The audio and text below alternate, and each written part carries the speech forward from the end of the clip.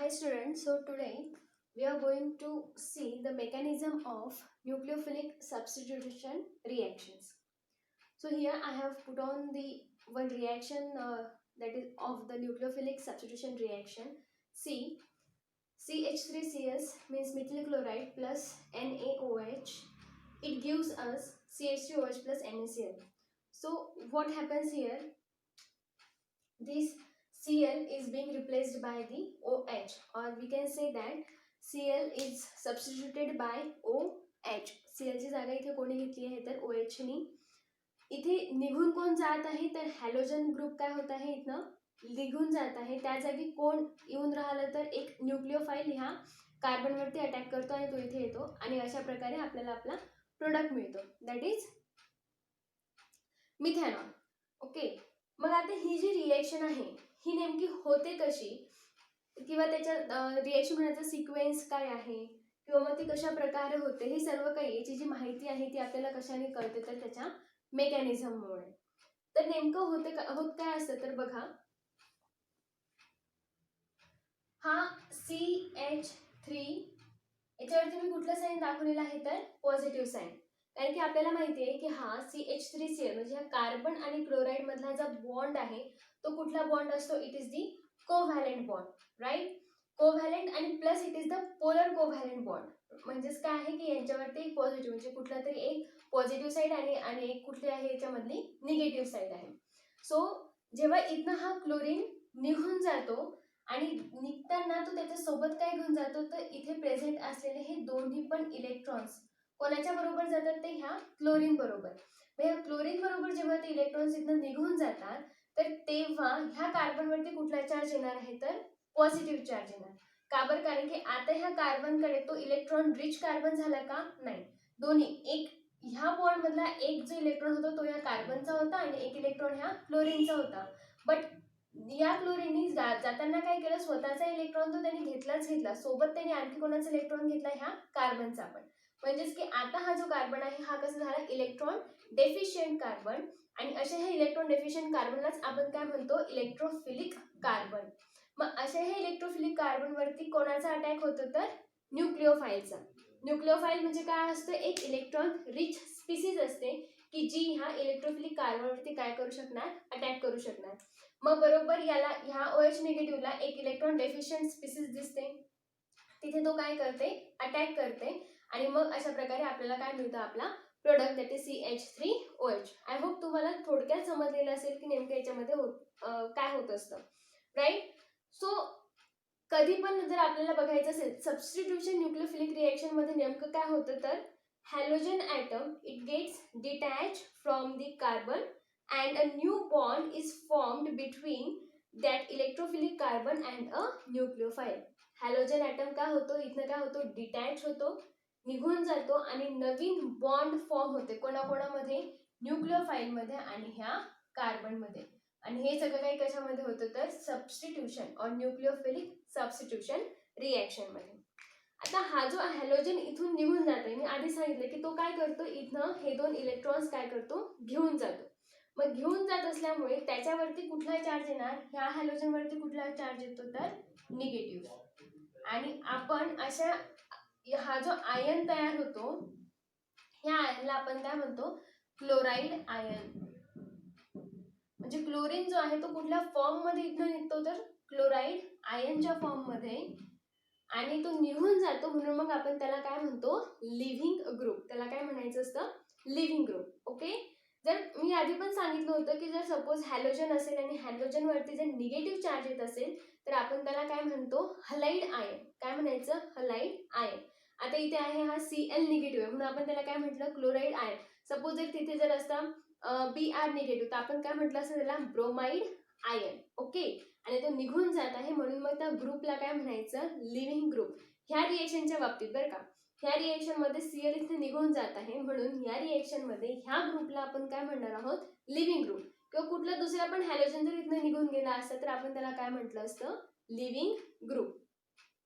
Okay, आता हे आपल्याला समजलं. आता now see that the substrate जो आहे इट अंडरगोज 2 चेंजेस. बरोबर, ह्या इथला जो सबस्ट्रेट आहे त्याच्यामध्ये किती चेंजेस होऊन राहिले तर 2.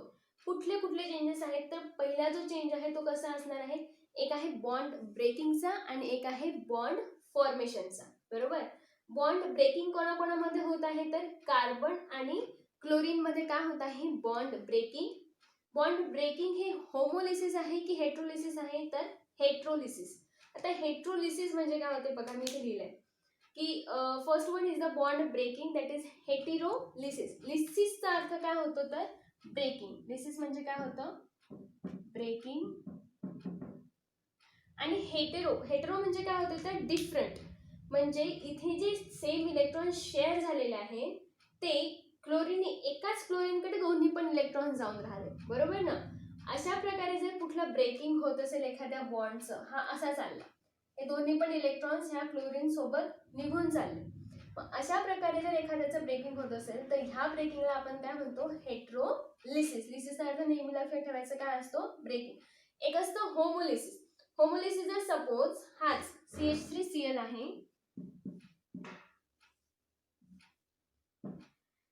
यांच्यामध्ये काय आहे, दोन इलेक्ट्रॉन्स आहेत. बरोबर. आता एक इलेक्ट्रॉन ह्या CH3 वरती असता,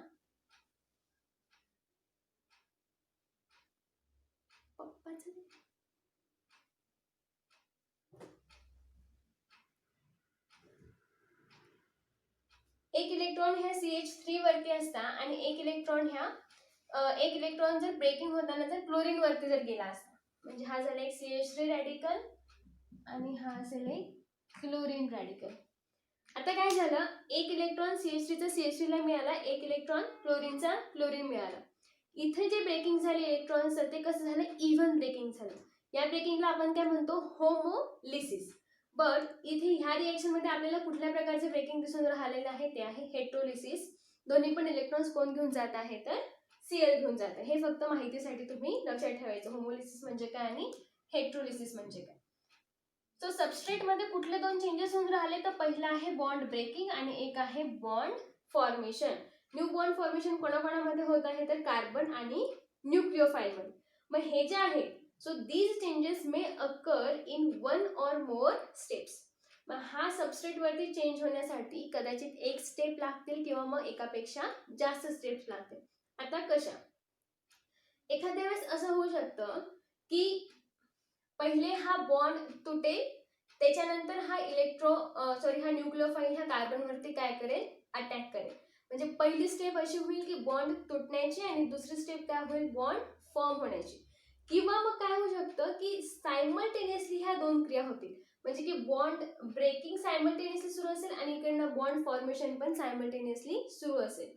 मग जर दोन्ही क्रिया जर सोबतच होत असतील, बॉन्ड तुटण्याची पण आणि बॉन्ड फॉर्म होण्याची पण, तर ती वेगवेगळ्या क्रिया झाल्या का, त्या नाही, त्या काय झाल्या, सिंगल स्टेप. बट जर पहिले बॉन्ड तुटला आणि नंतर दुसरा बॉन्ड तयार झाला, तर मग काय झालं, ती किती पूर्ण टोटल स्टेप्स किती होतील, तर 2. सो हे जे आहे, म्हणजे याच्यामध्ये किती चेंजेस आपल्याला बघायला मिळतात, तर 2. आता हे सर्व काही ज्याच्यामध्ये येतं, म्हणजे that is bond breaking and bond formation, याचा जो सिक्वेन्स आहे, म्हणजे आधी बॉन्ड ब्रेक होतो किंवा मग आधी बॉन्ड फॉर्म होतो किंवा मग ते सायमल्टेनियसली होतो, याचा जो सिक्वेन्स आहे किंवा ते कशा प्रकारे होतं, याची आपल्याला जर डिटेल्ड माहिती जर काही देत असेल तर ते कशामध्ये आपल्याला बघायला मिळते, त्याच्या मेकॅनिझम मध्ये. आणि म्हणूनच आपल्याला काय बघायचं आहे, तर mechanism of nucleophilic substitution reaction. आणि so we can deduce the mechanism by studying kinetics of the reaction. आपल्याला मेकॅनिझम कशाने मिळते, तर ह्या रिएक्शनचे कायनेटिक्स वरून जो आपल्याला रिझल्ट मिळतो, त्या कायनेटिक रिझल्ट वरून आपल्याला त्याचं मेकॅनिझम डिड्यूस करता येतं. So in all there are 2 types of mechanism observe, that is SN1 आणि SN2. आता काय असते SN1 रिएक्शन आणि काय असते SN2. सो आज आपण आपल्या ह्या व्हिडिओमध्ये बघणार आहोत mechanism of SN2 reaction. So simply काय आहे, तर आपल्याला वे बघायचा आहे की SN2 रिएक्शन मध्ये रिएक्शन कशा प्रकारे होते, आणि जर आपण म्हणत असेल की मेकॅनिझम SN1 आहे तर रिएक्शन कशी होते. म्हणजे आपल्याला बघायचं आहे स्टेप बाय स्टेप त्याचं डिडक्शन. सो सगळ्यात आधी आपण बघणार आहोत SN2.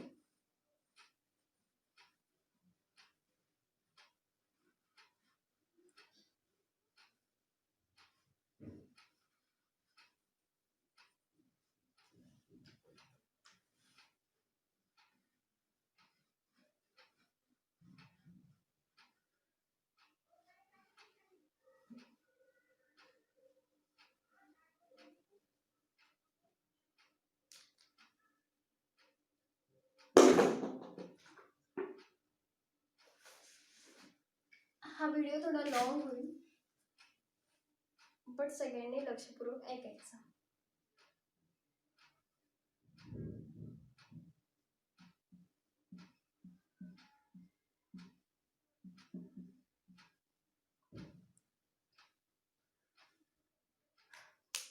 न्यूक्लिओफिलिक सबस्टिट्यूशनचं मेकॅनिझम बघतोय, कुठलं तर SN2. इथे जो हा 2 आहे तो काय रिप्रेझेंट करतो, तर it is the order of that reaction.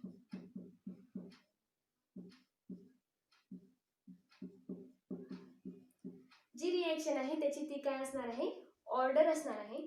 Order कशावरून ठरवतात ते आधी मी तुम्हाला सांगते. त्यासाठी आपण बघणार आहोत एक रिएक्शन जी आपण आधी पण पाहिली होती.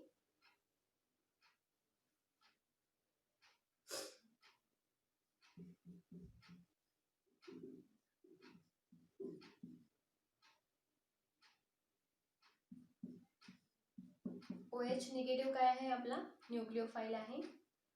प्रोडक्ट काय मिळतो, CH3OH ठीक plus bromide ion. Bromide ion काय आहे, लिव्हिंग ग्रुप. आणि याचा आपल्याला तयार करावं लागतं याचं रेट इक्वेशन.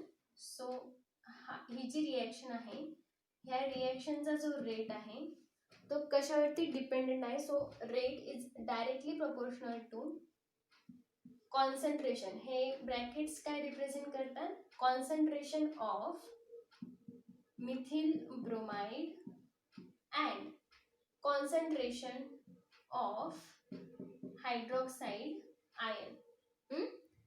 आता हे जे डायरेक्टली प्रोपोर्शनलचे जे साइन आहे ते आपण कशाने रिप्लेस करतो, तर रेट कॉन्स्टंटनी. याच्या जागी हा इक्वल टू येतं K CH3Br आणि OH निगेटिव्ह. आता हे जे आहे याचा नीट अर्थ समजून घ्या. बघा, ही रिएक्शन आहे. ह्या इक्वेशन नुसार ह्या रिएक्शनचा रेट हा कशावरती डिपेंडेंट आहे, तर it is dependent on the concentration of methyl bromide and the concentration of hydroxide ion. आणि ह्याची जी ऑर्डर आहे, म्हणजे इथे काय आहे 1, काही नाही म्हणजेच काय आहे 1, इथे पण काय आहे 1 ऑर्डर. आणि ह्यांची जर सम केली आपण 1 + 1 तर ती सम म्हणजेच काय होते आपली 2. आणि हाच 2 म्हणजे काय आहे ते ऑर्डर ऑफ द रिएक्शन. अशा प्रकारे आपण काय करतो, त्याची ऑर्डर काढतो. आता ही जी रिएक्शन आहे आणि हे जे रेट इक्वेशन असतं ते आपण कशावरून देतो, तर रिएक्शन मधली सगळ्यात स्लोवेस्ट स्टेप वरून आपण काढतो त्याचं कायनेटिक्स. स्लोवेस्ट स्टेप मध्ये म्हणजे जी अशी स्टेप की जी सगळ्यात स्लो होते, जी स्टेप होण्यासाठी सर्वात जास्त टाइम लागतो, ह्या स्लोवेस्ट स्टेप मध्ये कुठल्या 2 स्पीसीज इन्व्हॉल्व आहे, तर ती आहे ह्या दोन्ही पण. म्हणजे रिएक्टंट्स जे आहे ते दोन्ही पण रिएक्टंट्स ह्या स्टेप मध्ये इन्व्हॉल्व आहेत. बरोबर. आता काही या रिएक्शन मध्ये इन्व्हॉल्व होण्यासाठी काही बाकी आहे का, तर नाही. म्हणजेच काय की दोन्ही पण जे रिएक्टंट स्पीसीज आहेत ते ह्या रेट इक्वेशन मध्ये प्रेझेंट आहेत. इट मीन्स दॅट की ही जी रिएक्शन आहे ती सिंगल स्टेप रिएक्शन आहे.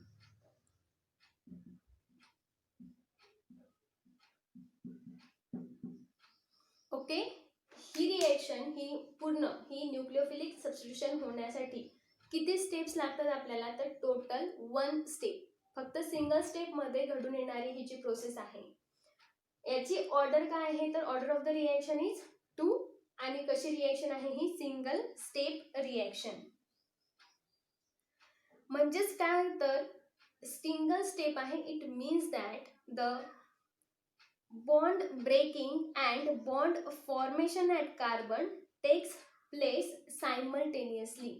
म्हणजे ह्या कार्बनवरती बॉन्ड तुटणे आणि बनण्याची जी प्रोसेस आहे ती कशी होते, सायमल्टेनियसली सुरू राहते.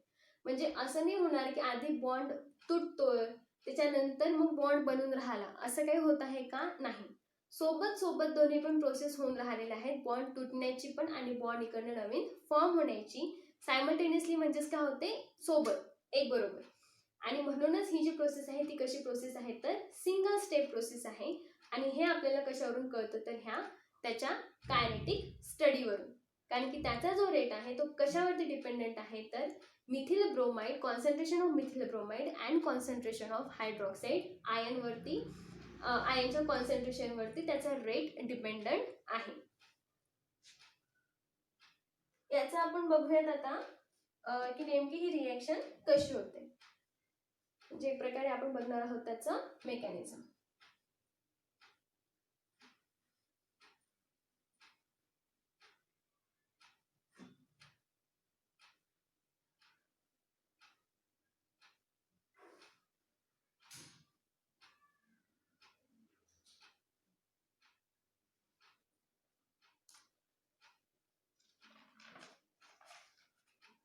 So see, carbon CH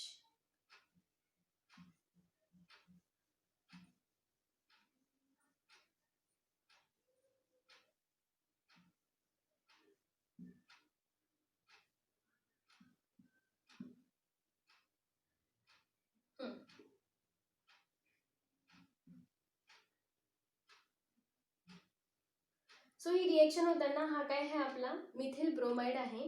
ह्या मिथिल ब्रोमाइड आणि हा जो बॉन्ड आहे हा आपल्याला माहिती आहे हा कसा आहे पोलर कोव्हॅलेंट बॉन्ड आहे. म्हणजे की हा कसा आहे पार्शियल पॉझिटिव्ह असतो आणि हा पार्शियल निगेटिव्ह असतो. मग हा काय करतो, हा पार्शियल पॉझिटिव्ह असल्यामुळे हा हायड्रॉक्साईड आयन काय करू शकतो याच्यावरती बॅक साईडने काय करू शकतो अटॅक करू शकतो. म्हणजे हा इकडने ह्याचा अटॅक होणं आणि सायमल्टेनियसली ह्याचे इथून काय होतं हा निघून जाण्याची प्रोसेस सुरू असते. आणि म्हणूनच मग आपल्याला समोर काय मिळतं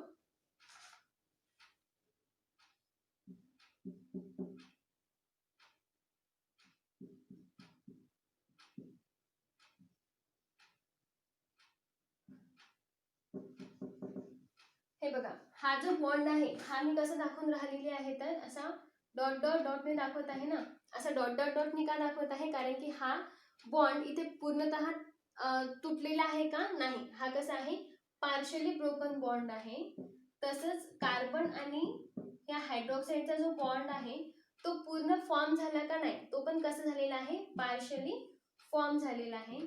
सो आता हा जो कार्बन आहे ह्या कार्बनची स्टेट कशी आहे तर हा कार्बन किती कोणाकोणाला अटॅच आहे तर 3 हायड्रोजन आणि 1 ब्रोमीन आणि 1 हायड्रॉक्साईड आयनला अटॅच आहे. म्हणजेच हा कार्बन कसा झाला पेंटा कोऑर्डिनेट कार्बन. आणि अशा ह्या पेंटा कोऑर्डिनेट कार्बनची जी स्टेट आहे त्यालाच आपण काय म्हणतो ट्रान्झिशन स्टेट. ही जी स्टेट येते रिएक्शन सुरू असताना या स्टेटला काय म्हणायचं असतं ट्रान्झिशन स्टेट म्हणायचं असतं. ही जी स्टेप आहे हीच या रिएक्शन मधली कोणती स्टेप आहे तर स्लोवेस्ट स्टेप आहे. आणि ह्या स्लोवेस्ट स्टेप मध्ये मी सांगितलं होतं तसं CH3Br आणि कॉन्सन्ट्रेशन ऑफ हायड्रॉक्साईड आयन दोन्ही पण इन्व्हॉल्व आहेत. आणि त्यामुळेच ही जी याचा ऑर्डर कोणती आहे तर ही सेकंड ऑर्डर रिएक्शन आहे. आणि ही कशी सगळ्यात स्लोवेस्ट स्टेप आहे. रेट जो असतो कोणत्याही रिएक्शनचा तो कुठल्या स्टेपवरती डिपेंडेंट असतो तर त्याच्या स्लोवेस्ट स्टेपवरती. आणि हा आता मी याच्यावरती कोणता चार्ज देणार आहे तर हाफ निगेटिव्ह आणि हा पण कसा असणार आहे हाफ निगेटिव्ह बरोबर. आणि त्याच्यानंतर मग आपल्याला काय मिळतं तर हा इथनं पूर्णतः निघून जातो and then we gain carbon hydrogen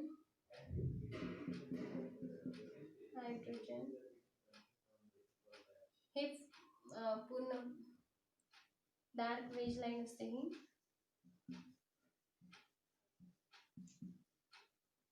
plus आपल्याला हा मिळतो Br निगेटिव्ह.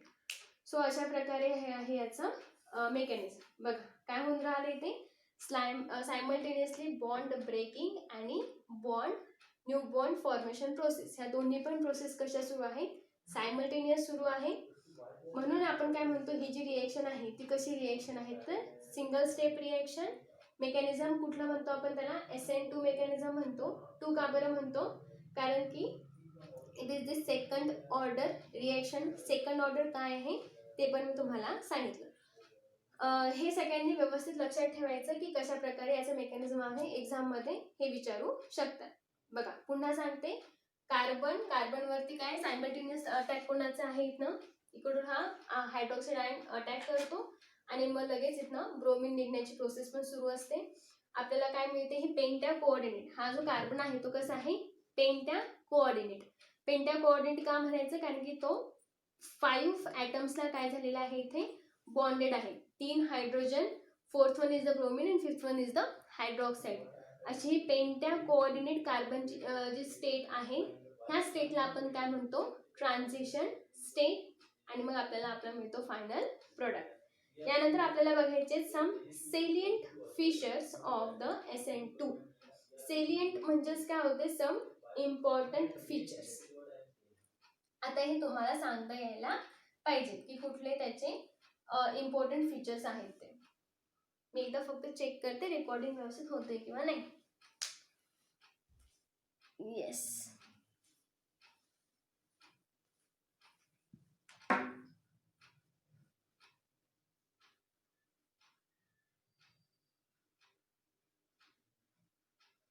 बुकमध्ये तुम्ही एकदा वाचून घ्याल. पहिले माझा व्हिडिओ ऐकायचा, मग बुकमध्ये वाचून काढायचं आणि पुन्हा जर नसं समजलं तर पुन्हा व्हिडिओ बघायचा. फक्त व्हिडिओ ऐकून तुम्हाला समजलं नाही, तुम्हाला त्याबरोबर स्वतःचं वाचन सुरू ठेवावं लागेल. So now we are going to see some salient features. Mechanism समजलं सर्वांना? आय होप समजलं असेल. नाही समजलं तर नंतर मला पर्सनली मेसेज केले तरी चालतात.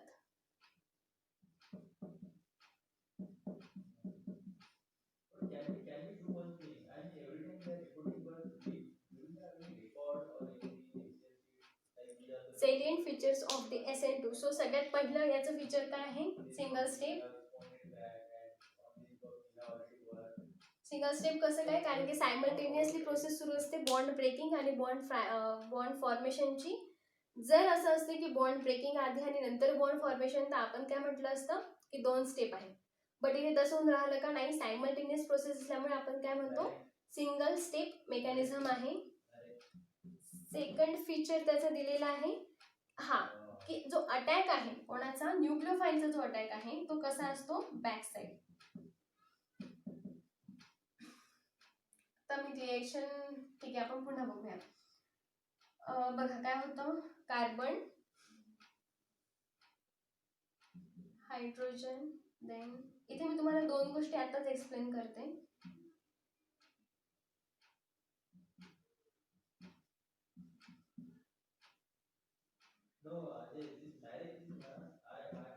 बघा ह्या कार्बनवरती जो न्यूक्लियोफाईलचा जो अटॅक आहे तो नेहमी कुठल्या साईडने असतो, तर it is opposite to the leaving group. म्हणजे लिव्हिंग ग्रुप जो आहे त्याच्या अपोजिट साईडने आपला न्यूक्लियोफाईल काय करतो, अटॅक करतो. म्हणजे की आता इकडनं हा न्यूक्लियोफाईल आहे, लिव्हिंग ग्रुप आहे, आणि इकडनंच येऊन असा हा हायड्रॉक्साईड आयन अटॅक करेल का, नाही. याच्या नेहमी तो काय करतो, अपोजिट साईडने अटॅक करतो. मग असं का बरं, कारण की त्याला काय पाहिजे आहे, तिथे जागा. बघा आता हा जर हायड्रॉक्साईड आयन जर ह्या साईडने आला तर इथे काय होणार, त्याचं स्टेरिक हिंड्रन्स. कारण की इथे हा क्लोरीन ग्रुप आहे जो की बल्की ग्रुप आहे, प्लस हा हायड्रॉक्साईड आयन. मग इथे त्याला जागा आहे का ह्या साईडने अटॅक करण्यासाठी, नाही. म्हणून मग तो कुठल्या साईडने अटॅक करतो, तर त्याच्या बॅक साईडने अटॅक करतो. याच्यासाठी 2 त्यांनी आपल्याला रिझन्स दिलेले आहेत. पहिला आहे स्टेरिक रिपल्शन, जे की कशामुळे, साईजमुळे, बल्कीनेस ऑफ द ग्रुप. आणि दुसरं काय आहे तर electrostatic repulsion.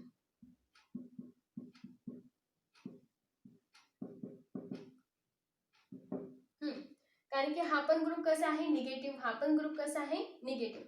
So like group जे सेम ग्रुप जे असतात ते एकमेकांना काय करतात, नेहमी रिपेल करतात. म्हणजे याची पूर्ण काय होणार, जॉमेट्री, हे एकमेकांना काय करत जातील, रिपेल करत जातील. अटॅक करायला कुठेच जागा राहणार नाही. आणि प्लस आहे स्टेरिक रिपल्शन. हा ग्रुप, इथला जो ग्रुप आहे तो मोठा असल्यामुळे अटॅक करण्यासाठी या हायड्रॉक्साईड आयनला इथे जागा उरत नाही. सो स्टेरिक रिपल्शन आणि इलेक्ट्रोस्टॅटिक रिपल्शन ह्या 2 कारणांमुळे हायड्रॉक्साईड आयन जो आहे तो नेहमी SN2 मेकॅनिझम मध्ये कुठल्या साईडने अटॅक करतो, तर बॅक साईडने अटॅक करतो. आणि जेव्हा हा अशा बॅक साईडने अटॅक करतो त्यामुळे आपल्याला मिळणारा जो प्रोडक्ट आहे त्याचं जे कॉन्फिगरेशन असतं ते काय होतं, त्याचं कॉन्फिगरेशन इन्व्हर्ट होतं. तर ते कसं पहा, हा आता हे जे हायड्रोजन आहे ते आधी ह्या साईडने होते, आता हायड्रोक्साईड आयन इकडनं अटॅक करत असल्यामुळे हे जे हायड्रोजन आहेत ते ना अशा प्रकारे इन्व्हर्ट केल्यासारखे त्या साईडने चालले जातात.